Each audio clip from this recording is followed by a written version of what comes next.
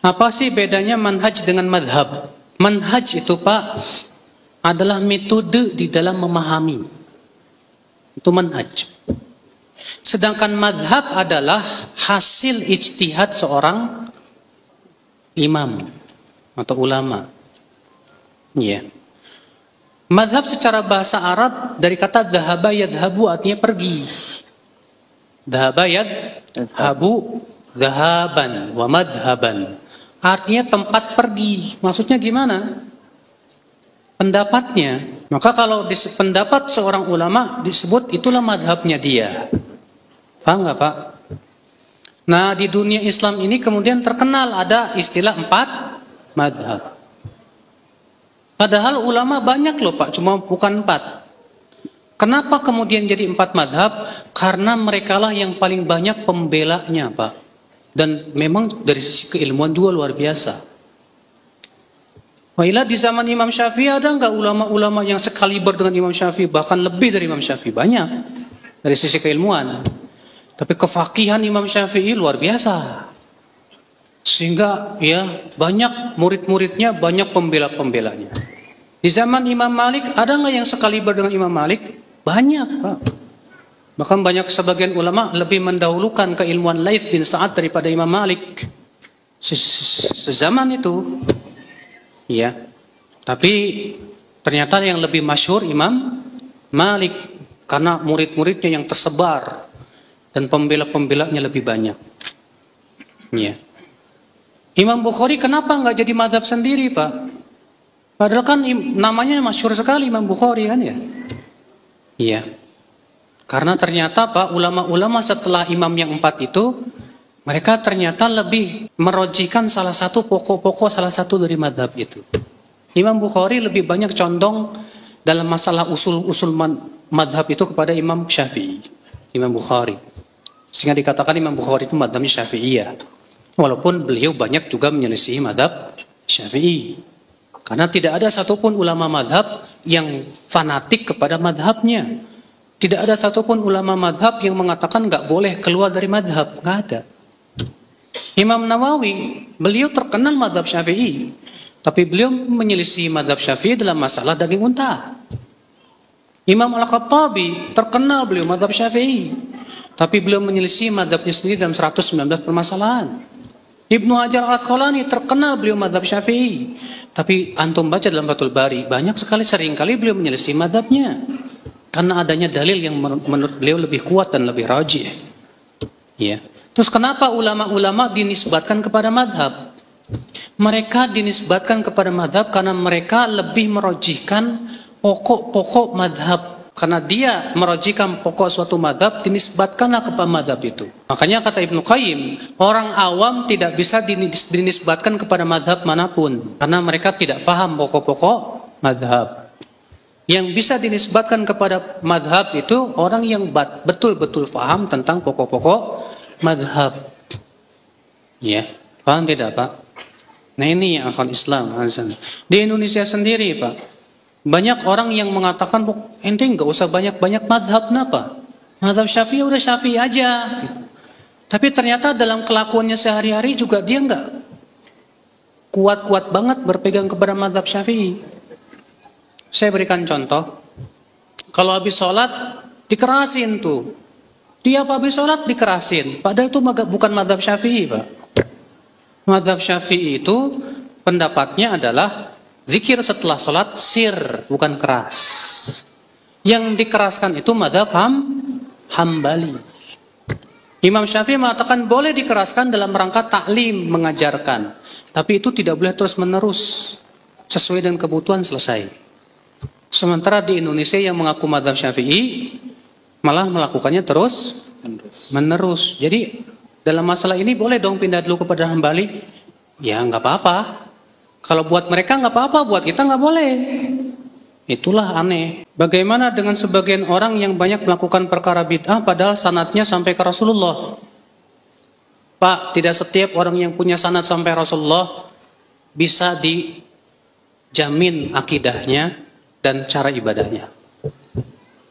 Banyak ulama-ulama hadis yang sanadnya jelas ke Rasulullah, tapi ternyata pemikirannya sesat. Imam Bukhari dalam sahihnya mengeluarkan perawi hadis yang bernama Imran bin Hattan, ya. Dia punya sanad sampai Rasulullah sallallahu alaihi. Antum pahami Pak, sanad itu bukan artinya kita punya keturunan ke Rasulullah, bukan. Sanad itu artinya kita punya rantai perawi sampai ke Rasulullah, itu sanad namanya. Paham tidak? Iya, itu sanad namanya. Jadi kalau Imam Bukhari nggak punya sanad karena bukan keturunan Rasul. Nah, ini istilah dari mana sanad seperti itu? Sanad itu seluruh ulama hadis mengatakan yaitu perantai perawi yang menyampaikan kepada siapa? Rasulullah sallallahu alaihi wasallam. Iya. Nah, ya akal Islam, Imran bin Hattan banyak dia perawi hadis, punya sanad ke Rasulullah, tapi pemikirannya Khawarij. Bahkan dia pentolan Khawarij. Imran bin Hattan itu. Dia tadinya Ahlussunnah, Pak. Gara-gara nikah, gara-gara jatuh cinta sama wanita Khawarij itu antik banget. Akhirnya dia nikahi, tapi wanita itu memberikan syarat, kamu harus pindah ke Khawarij. Mau. Akhirnya dia jadi pentolan Khawarij gara-gara istrinya. Makanya antum kalau nikah jangan cuma sebatas lihat cantik, Mas. Itu ini aja lah, apa namanya. Lihat, Pak. Aban bin Taghlib. Apa kata Imam Zahabi? Aban bin Taghlib Syi'iyun ghalin. Aban bin Taghlib ini seorang perawi hadis, Pak. Tapi dia Syiah. Apa kata beliau? Tapi dia jujur, Syiah yang jujur nih. Falana riwayatu, buat kita riwayatnya, buat dia bid'ahnya. Berarti orang yang punya sanad dapat jaminan lurus nggak, Pak, pemahamannya? Enggak, Pak. Makanya sebagian orang yang meledek kita katanya kamu itu nuntut ilmu nggak punya sanad. Ya. Ilmu itu harus mangkul, kalau nggak mangkul kepacul. Maksudnya mangkul apa? Kata mereka harus ada sanadnya ke Rasulullah SAW. Ya akhi, di zaman sekarang sanad itu tidak penting. Kenapa? Karena di zaman sekarang sanad itu bukan untuk diperiksa, tapi sebatas melestarikan saja. Pemeriksaan sanad hadis itu berhenti di abad ke-5 Hijriah. Karena para ulama sudah mencatat hadis dalam kitab-kitab mereka. Jadi kita memeriksa sanad hanya dari kitab ulama itu saja. Misalnya hadisnya diriwayatkan siapa? Al-Hakim. Baik. Kita periksa dari Al-Hakim ke Rasulullah. Hadisnya diriwayatkan Tirmidzi. Baik. Dalam di mana? Di sunannya. Kita periksa dari Imam Tirmidzi ke.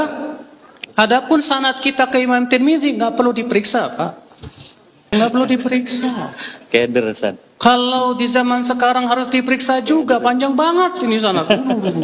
Yang kedua, siapa yang sikonya kayak para ulama dulu? Maka dari itulah ya akal Islam, di zaman sekarang sanad itu hanya untuk apa? Melestarikan saja. Dan alhamdulillah saya juga punya sanad. Kalau dikatakan kata siapa Ustaz Salaf nggak punya sanad, saya punya sanad. Saya punya sanad sampai Imam Bukhari. Saya dikasih ijazah oleh guru saya ya, Syekh Muhammad ya Al-Adhami, beliau yang ngasih ijazah Sahih Bukhari. Alhamdulillah. Ya, tapi sampai Imam Bukhari. Tetap yang diperiksa bukan dari saya ke Imam Bukhari, dari Imam Bukhari ke Rasulullah sallallahu alaihi wasallam. Apabila dalam menjalankan sunnah jiwa kita terancam, tertekan, terfitnah, terini dari apakah boleh kita menjalankan sunnah tersebut. Terancamnya gimana nih? Kalau terancam antum, kalau antum melaksanakan sunnah, mati, darurat. Tapi kalau antum mau istiqomah, nggak masalah, itu lebih besar. Kalau kamu pakai jenggot, tembak. Misalnya gitu, Pak. Terpaksa dicukur jenggot, darurat. Gimana lagi? Karena mempertahankan nyawa lebih didahulukan. Darurat. Tapi kalau terancam maksudnya cuma dicemooh atau dituduh teroris atau cuma ya susah cari masuk ke pabrik, cukur dulu tuh, ya nggak bisa. Itu bukan darurat, Pak, bukan. Rezeki Allah yang ngatur. Kalau seperti itu para nabi nggak berdakwah. Para nabi dituduh dukun, dituduh berbagai macam tuduhan, Pak. Nggak usah didengerin. Maka terancamnya kayak gimana dulu? Kalau antum gara-gara terancam disebut teroris, gara-gara itu antum cukur janggot, itu namanya antum ketakutan. Mental antum mental tempe. Makanya benar kata para ulama, orang yang berpegang kepada sunnah itu hanyalah lelaki-laki yang gentle. Iya. Yang berpegang kepada sunnah Rasul itu tidak setiap laki-laki bisa, tidak setiap orang bisa, Pak. Hanya para gentleman saja yang kuat memegang sunnah Rasul SAW. Siap untuk disebut apa? Teroris, padahal bukan teroris. Siap disebut kebanjiran, padahal enggak kebanjiran. Siap disebut Wahabi, padahal bukan anaknya Mang Wahab, padahal bukan Wahabi aja nggak tahu. Ada teman kita gitu, Pak. Ustaz, saya tuh bingung, saya kok disebut Wahabi ya? Emang Wahabi apa ya Ustaz ya? Kasihan Wahabi aja nggak tahu disebut Wahabi. Ngikutin sunnah Rasul disebut Wahabi. Harus siap, Pak. Memang di zaman sekarang ini harus punya sifat gentle orang yang ngikutin sunnah itu. Ya. Siap dijauhi orang, siap disinisin orang. Udah. Kalau antum yakin kalau Allah membela kita, siapapun manusia tidak akan bisa mencelakakan kita. Tegar insyaallah. Makanya di antara nasihat Rasulullah kepada Ibnu Abbas apa? Wa'lam annal ummata law ijtama'u ala an yanfa'uka bi syai'in lam yanfa'uka illa bi syai'in qad katabahu Allahu lak wa in ijtama'u ala an yadurruka bi syai'in lam yadurruka illa bi syai'in qad katabahu Allahu alaik rufi'atil aqlam wa jaffatis suhuf. Ketahuilah hai anak, kalaulah seluruh manusia bersatu padu untuk memberikan manfaat kepada kamu, mereka tidak akan mampu kecuali dengan apa yang Allah telah tuliskan. Kalaulah mereka semua bersatu padu untuk memberikan bahaya kepadamu, mereka pun tidak akan mampu kecuali dengan apa yang Allah izinkan. Kalau kita yakin nih hadis, Pak, tegar kita, Pak. Nggak takut dengan celaan manusia, nggak takut disebut apapun. Yang penting Allah ridho kepada saya. Saya mau disebut sesat, terserah, saya punya dalil, jelas. Masa saya punya dalil, pendapat ulama dan yang lain disebut sesat? Itulah yang akal Islam. Butuh kesabaran. Dan anehnya, Pak ya, kita yang ngikutin sunnah baru diejek segitu udah ketakutan gitu, Pak. Orang liberal yang jelas-jelas sesatnya tegar, Pak, di atas liberalnya, Pak. Tegar itu, Pak, istiqomah. Saya jadi ingat ya kisah Imam Ahmad ketika beliau hendak disiksa gara-gara dipaksa untuk mengatakan Al-Quran. Ya, kisahnya diriwayatkan oleh anaknya Imam Ahmad namanya Abdullah. Abdullah suatu ketika sering mendengar bapaknya selalu berkata, semoga Allah merahmati Haytham. Kata Abul Haytham, kata anaknya, ayahku, siapa sih Abul Haytham? Kok engkau sering kali mendoakan dia? Kata Imam Ahmad apa? Dialah di antara sebab aku kuat menghadapi siksaan. Gimana kisahnya? Ketika aku hendak dibawa ke tempat penyiksaan, bajuku ditarik oleh seseorang dari belakang. Kemudian orang itu berkata, ya Aba Abdillah, kamu kenal saya tidak? Enggak, kata Imam Ahmad. Saya Abul Haytham, saya perampok nomor 1 di negeri ini. Saya disiksa 17 tahun untuk meninggalkan perampokan, tapi saya istiqomah tidak tinggalkan. Kamu hai Abu Abdillah di atas kebenaran. Istiqomahlah kamu di atasnya. Imam Ahmad langsung kuat, Pak. Masya Allah. Kalau dia istiqomah di atas, masa saya nggak istiqomah? 17 tahun disiksa buat tinggalin perampokan. Masa ini enggak? Makanya semenjak itu Imam Ahmad tuain terus Abu Haytham. Kalau mereka aja orang liberal istiqomah di atasnya, masa kita enggak? Enggak usah khawatir, akhi. Di hari kiamat pengadilan setinggi-tingginya insya Allah. Apa pendapat sahabat jika ada orang yang melakukan bid'ah? Apakah hukum person kita? Apakah setiap orang yang jatuh kepada bid'ah langsung kita cap ahli bid'ah? Tidak ya akhi. Ahlussunnah wal jamaah itu bukan orang yang mudah ngecap orang lain sesat. Tidak setiap orang yang jatuh kepada kekafiran langsung disebut pelakunya apa? Kafir. Sebagaimana ini juga. Tidak setiap orang yang jatuh kepada perbuatan bid'ah langsung kita cap pelakunya apa? Bid'ah. Ahli bid'ah maksudnya. Dan beda, Pak, antara bid'ah dengan hukum bid'ah dengan hukum kafir itu jauh beda. Hukum ahli bid'ah itu masih muslim, tapi hukum kafir artinya keluar dari Islam. Nah kita ini, Pak, yang suka ngomong ini bid'ah itu bid'ah, dituduhnya apa? Suka kafir-kafirin. Ya Allah, saking gak pahamnya mereka tentang hukum antara bid'ah dengan kafir. Jauh berbeda ya. Kapan seseorang itu disebut ahli bid'ah? Syekhul Islam Taimiyah mengatakan, seseorang yang disebut ahli bid'ah itu apabila jatuh kepada bid'ah yang disepakati oleh seluruh ulama bahwa itu bid'ah. Jadi seorang disebut ahli bid'ah itu kalau dia jatuh kepada apa? Bid'ah yang disepakati oleh para ulama seluruhnya akan kebid'ahan. Saya ingin berikan contoh, Pak. Di zaman Rasulullah ada orang yang jatuh kepada bahkan kekafiran, belum dikafirkan oleh Rasulullah karena ketidaktahuan dia. Kenapa? Saya berikan contoh. Mu'ad bin Jabal dikirim oleh Rasulullah SAW ke Syam. Sepulangnya dari Syam, Mu'ad sampai di Madinah, di depan Rasulullah sujud ke Rasulullah. Sedangkan sujud kepada manusia dalam Islam itu termasuk kufur besar, Pak. Apakah Rasulullah mengatakan kepada Mu'adz, "Hai Mu'adz, kamu kafir"? Rasulullah bersabda apa? "Hai Mu'adz, apa yang membuat kamu berbuat seperti itu?" Rasulullah nanya dulu ke Mu'adz. Rupanya Mu'adz ada apa? Pemahaman. Kata Mu'adz apa? "Hai Rasulullah, aku melihat di Syam orang-orang ahli kitab sujud kepada pendeta mereka. Dan aku berpikir kita kaum muslimin lebih berhak untuk sujud kepada Rasulullah." Itu rupanya alasan. Latih Mu'adz, sujud itu bukan karena keyakinan, sujud itu apa? Boleh sujud kepada, tapi karena apa? Ada syubhat. Ada apa namanya? Ada syubhat. Maka Rasulullah pun menghilangkan dulu syubhatnya. Apa kata Rasulullah? Mu'adz, kalau aku perintahkan seseorang untuk sujud kepada orang lain, aku akan perintahkan seorang istri sujud ke suaminya. Maksudnya bahwa sujud itu hanya untuk Allah.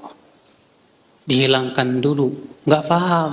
Banyak orang Pak jatuh kepada bid'ah karena ada syubhat pemikiran. Maka bedakan antara orang yang memang sengaja ngikutin hawa nafsu dengan orang yang tidak mengikuti hawa nafsu tapi jatuh kepada kesalahan akibat pertama kebodohan atau karena ada suatu perkara yang dia anggap itu sebagai sebuah dalil dan hujah, padahal bukan sebetulnya. Maka harus dihilangkan dulu, Pak. Kenapa? Tidak boleh seseorang dikafirkan akibat kesalahan sampai ditegakkan dulu hujah atau dihilangkan darinya syubhatnya. Begitu, Pak. Jadinya kita ini pada zaman sekarang jangan lebih semangat memvonis, tapi semangatlah untuk mendakwahi, menegakkan hujah. Udah gitu Pak, zaman sekarang ada lagi pemahaman begini, itu orang main bid'ahin aja ya, itu pengadilan akhirat kali, pengadilan akhirat. Jadi dia menganggap Pak, kalau kita mencap itu bid'ah berarti pelakunya pasti neraka. Ini salah besar loh Pak. Semua ahlus sunnah, semua ulama sepakat tidak boleh memastikan seseorang dari ahli kiblat sebagai penduduk surga atau neraka. Sampai kita yakin dia mati di atas apa. Bahkan Ibnu Taimiyah berkata apa? Orang yang terancam masuk neraka akibat kebid'ahan atau maksiat, terkadang di hari kiamat tidak jadi masuk neraka. Kenapa? Bisa jadi karena adanya taubat. Kita tidak tahu. Atau dikarenakan adanya hasanat, kebaikan yang luar biasa besar. Atau bisa jadi karena kan dia ditimpa musibah yang berat sehingga Allah gugurkan dosa-dosanya. Atau dia dapat syafaat. Ini keyakinan Ahlussunnah, Pak. Makanya kalau ada orang bilang itu orang suka ngebid'ahin berarti neraka dong. Kita jadi dianggap penduduk api neraka semua. Ini sebetulnya sengaja mereka ucapkan itu untuk memprovokasi aja, Pak. Kita ketika menghukumi suatu perkara itu bid'ah, tidak sama sekali konsekuensinya pelakunya pasti ahli bid'ah. Ini yang pertama. Apalagi untuk memastikan pelakunya neraka, ini lebih jauh lagi. Itulah akibat daripada kurang ilmu, Pak. Kurang apa? Yang kalau zaman sekarang kan sebutnya kurang apa? Kurang minum, Ustaz. Kurang minum. Ya? Iya, konsentrasinya nggak ada. Kita yang disebut katanya kurang baca buku. Ya sih emang kurang banyak. Nggak ada duit beli buku. Apa pendapat sahabat jika ada yang tadi? Bagaimana manhaj salaf memandang lagam-lagam dalam membaca Al-Quran? Apakah ada batasannya? Ini sesuai nggak ya dengan bahasan kita? Nggak masalah. Membaca Al-Quran jangan disamakan dengan nyanyi. Membaca Al-Quran jangan disamakan dengan apa? Nyanyi. Karena Al-Quran bukan nyanyian. Maka dari itulah para ulama berfatwa, tidak boleh disamakan Al-Quran dengan nyanyian. Maka lagam Al-Quran nggak boleh sama dengan lagam nyanyian. Ada orang baca Quran tapi lagamnya dangdutan. Yang ini pop, ini roll, and roll, ini lagam apa, macam-macam. Nggak boleh Pak. Karena Al-Quran tidak sama dengan apa? Nyanyian. Yang bagus bagaimana? Baca Al-Quran yang bagus itu sebutkan dalam hadis apa? Ahsanukum qira'atan man idza ra'aitahu takhshallah aw yakhshallah aw kama qala. Orang yang paling bagus bacaannya itu yang kalau kita mendengar bacaannya membuat kita takut sama Allah.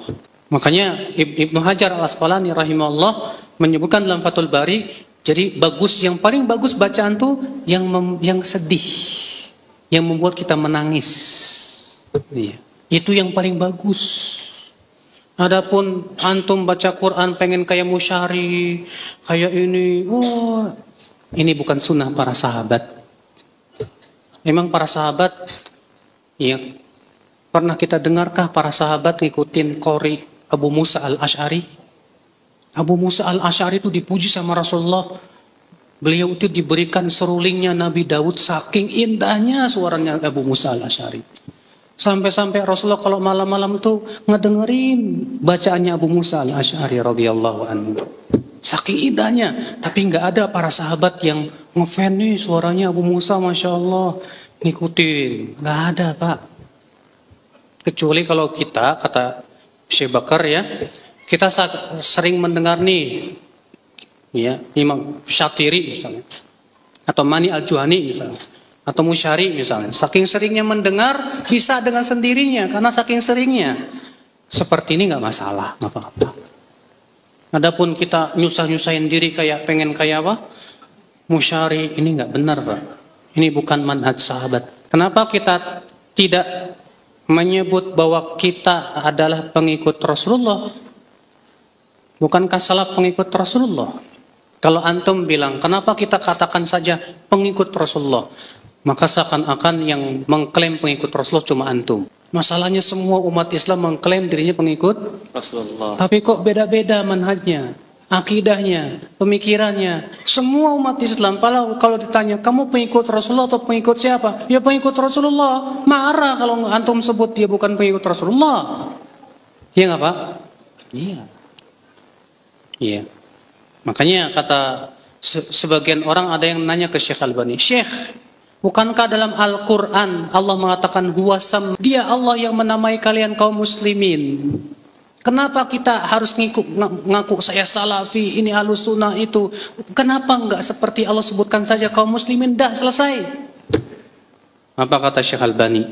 Kalaulah kita seperti di zaman sahabat nggak apa-apa. Karena di zaman sahabat belum muncul pemikiran-pemikiran sesat waktu Rasulullah masih hidup.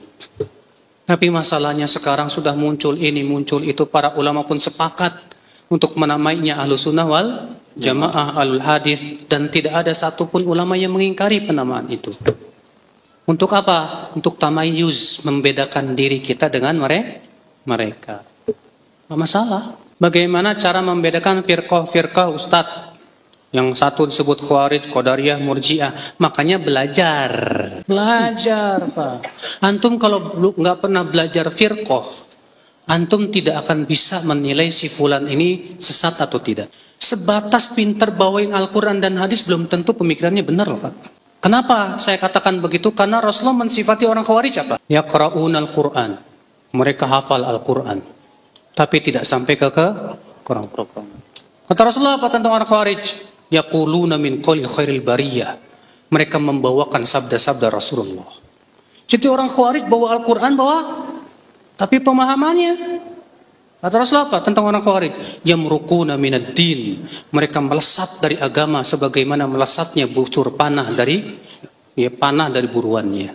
Antum zaman sekarang ini cuma ngelihat, wih Ustadz ini pintar ya bawain hadis nih, bawain apa. Wah ini belum tentu, Pak, pemahamannya benar. Jadi gimana dong? Makanya belajar tentang keburukan. Belajar tentang apa? Dengarkan perkataan Hudzaifah ibn Yaman, seorang sahabat Nabi SAW. Kana an-nas yas'aluna Rasulullah SAW anil khair wa kuntu as'alu anis syarr makhafata an yudrikani. Adalah manusia bertanya kepada Rasulullah tentang kebaikan, sementara aku bertanya kepada Rasulullah tentang keburukan, karena aku khawatir keburukan itu aku lakukan. Penyair Arab berkata, araftu syarr la li syarr walakin li tawaqqih wa man lam ya'rifil khair minasyarr yaqa'u fih. Aku mempelajari keburukan bukan untuk berbuat buruk, tapi untuk menjauhinya. Karena orang yang belum bisa membedakan mana baik mana buruk, dia akan jatuh kepada keburukan. Soalnya kenapa para ulama menulis kitab-kitab tentang firqah, Pak? Asy-Syahrastani, Al-Milal wan Nihal. Imam Abdul Hasan Al-Asy'ari dengan bukunya yang berjudul Maqalat Islamiyyin. Dan banyak lagi ulama-ulama menulis tentang firqah agar kita tahu hakikat Khawarij seperti apa, Mu'tazilah seperti apa, pokok-pokok pemikiran mereka bagaimana. Karena semua ulama sepakat mereka sesat.